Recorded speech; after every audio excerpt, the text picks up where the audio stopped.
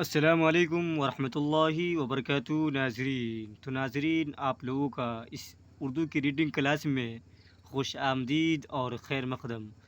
ناظرین، آج ہم پڑھیں گے کہ غیبت اور چغلی میں فرق کیا ہے، اور اس کے ذریعے ہم اپنی اردو ریڈنگ کو مضبوط کریں گے۔ ناظرین، اگر کوئی اس چینل پہ نیو ہے تو اس چینل کو ضرور سبسکرائب کیجیے، ویڈیو کو لائک کیجیے اور شیئر کیجیے۔ چلیے بنا تاخیر کے ہم شروع کرتے ہیں۔ بسم اللہ الرحمن الرحیم۔ غیبت اور چغلی میں فرق۔ ایک گناہ ہے غیبت اور ایک گناہ ہے چغلی۔ یہ دونوں گناہ حرام ہے، دونوں سے بچنا ضروری ہے، لیکن ان دونوں میں تھوڑا سا فرق ہے۔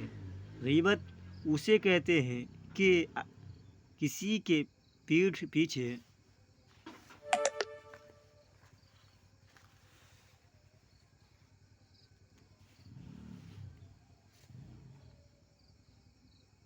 اس کی اس طرح برائی کرنا کہ اگر اس کو معلوم ہو جائے تو وہ اس کو ناپسند کرے۔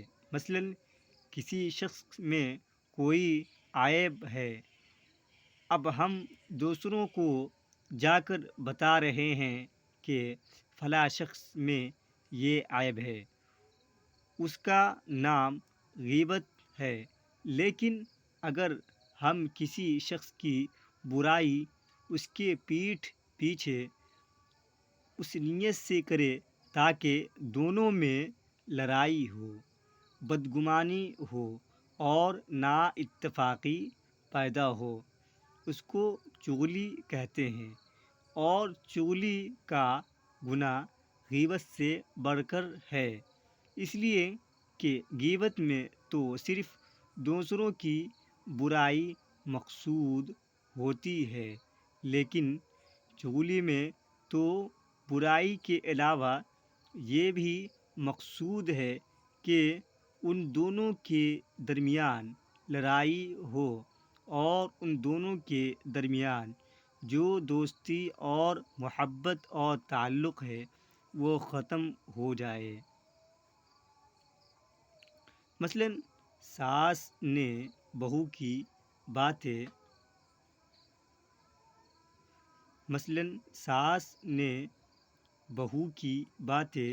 سسر کے سامنے یا اس کے شوہر کے سامنے لگائیں۔ اب شوہر بیوی سے خفا ہو رہا ہے اور سسر بھی بہو سے بدگمان ہو رہا ہے،